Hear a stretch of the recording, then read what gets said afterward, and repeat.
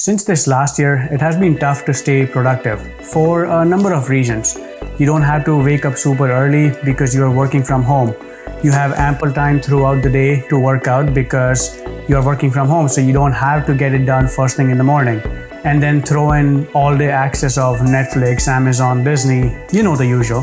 So after months and months of just trying to stay in the routine, watch countless motivational and productive videos and looking at different methods that people have been using to stay in a constructive routine, I decided to take an action for myself.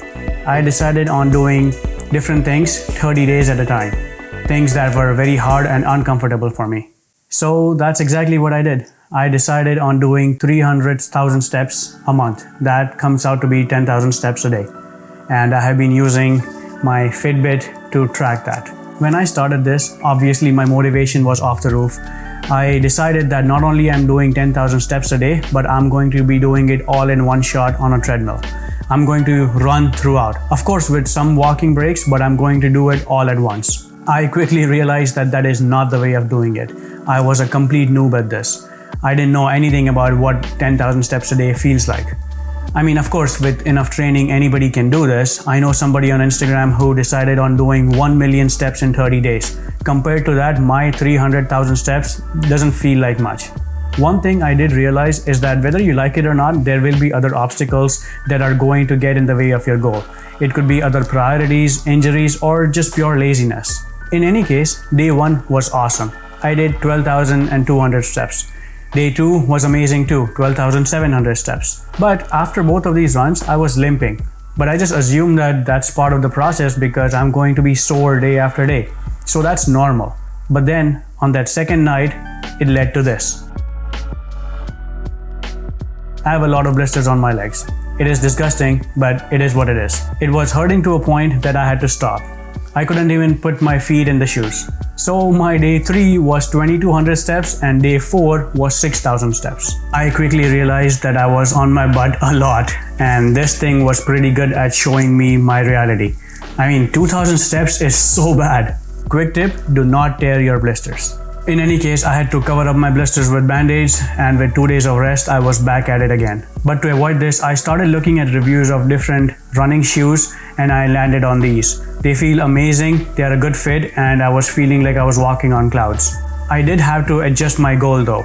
Instead of doing all 10,000 steps at once, I decided that I'm just going to run for an hour. That will take me to about 8,000, 8,500 steps, and the remaining ones I will just do around the house.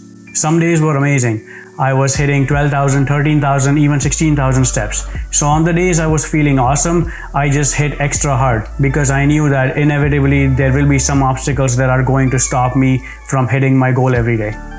And as expected, life got in the way. I had to take a break. I had 2 days with less than 3,000 and 5,000 steps. It just shows how things don't go as planned even though you value your goals so much. My motivation wasn't down, my discipline was perfect. I didn't have any injuries, I wasn't lazy either, but I still had to stop because my priorities shifted. I valued something else in these 2 days, and that was March 18th and 19th. The reason I bring this up is because those 2 days I didn't sleep much. I was up for most of the night. But as soon as I found a window, I went and I ran 10 kilometers all at once. I hit 12,000 steps all at once. I found a window and I rolled back to my original goal. That's one of the things I learned this month, that things can and will go sideways.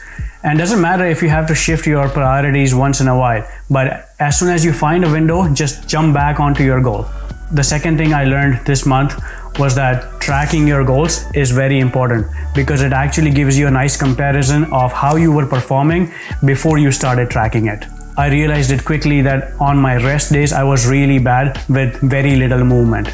In a goal like this, it is very important to have a tracker like this that gives you a true representation of how much you really are moving throughout the day. There were times where I couldn't go out for a run because the weather was too cold or it was raining.